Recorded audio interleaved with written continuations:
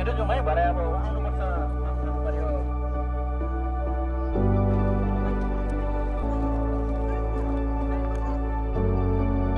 Salom नमस्ते सम्पूर्णमा।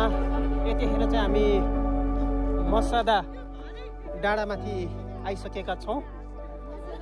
यतिखेर हाम्रो साथीहरू यता आउँदै हुनुहुन्छ।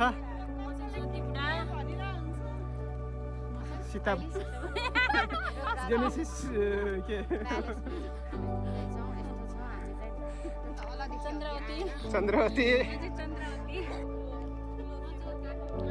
यतिखेर तपाईँले देख्दै हुनुहुन्छ हामी मसदा डाँडामा हेरोद राजाले बनाएको दरबार वरपरको दृश्यहरू अवलोकन गर्दैछौँ।